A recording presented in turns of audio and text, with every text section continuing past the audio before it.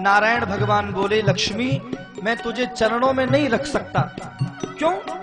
क्योंकि चरणों में तो बहुत भीड़ है लक्ष्मी। रैदास, कबीरदास, सूरदास, कुम्मनदास, सारे भक्त मेरे चरणों में ही रहते हैं। थोड़ी धक्का मुक्की हो गई तो प्रॉब्लम हो जाएगी तुम्हें। लक्ष्मी जी ने हाथ जोड़ करके कहा कि हे नारायण, हे प्रभु, मैं सब सह लूंगी, लेकिन आप मुझे चरणों में जगह दीजिए, आप मुझे चरणों में बिठाइए। भगवान मुस्कुराए और कहा कि लक्ष्मी मैं फिर भी तुझे चरणों में नहीं रख सकता। क्यों? क्योंकि चरणों में तुम्हारी सौत रहती है, तुलसी। और एक स्त्री किसी के साथ भी रह सकती है, अपनी सौत के साथ कभी नहीं रह सकती। लक्ष्मी वहां तेरी सौत रहती है। श्री विष्णु पद्या मनुजस्तुलस्या। भगवान के चरणों में कौन रहता है? तुलसी। वहां तेरी सौत है लक्ष्मी, वहां कैसे रखूं तुझे मैं? तो लक्ष्मी जी बोली, हे माधव, हे नारायण प्रभु, मैं अपनी सौत के संग भी रह लूंगी, लेकिन मुझे चरणों में जगह दे दो।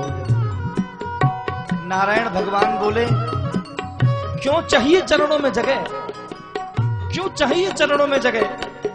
बोले, मैं चरणों में इसलिए रहना चाहती हूं गोपाल, इसलिए वहां रहना चाहती हूं कि चरणों में आपकी रज मिलेगी। रज कहां मिलती है?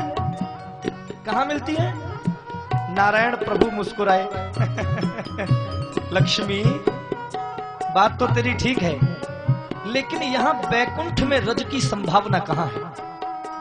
टस्ट प्रूफ है बैकुंठ। बैकुंठ में धूल नहीं है, और कदाचित यदि धूल लग भी जाए पैरों पर, तो जब मैं क्षीर सागर में उतरता हूं तो दूध से मेरे पैर धुल जाते हैं। कहां है रज बैकुंठ में? बंधुओं, बैकुंठ में रज नहीं है। भगवान नारायण ने कहा, लक्ष्मी तुझे यदि रज चाहिए, तुझे यदि मेरे चरणों की रज चाहिए, तो बैकुंठ में तो मेरे चरणों की रज नहीं मिलेगी। लक्ष्मी यदि तुझे रज ही चाहिए, तो मैं कहता हूं तू व्रज में चली जा। मेरे चरणों की रज तो केवल व्रज में ही मिलती है, बैकुंठ में भी रज नहीं मिलती।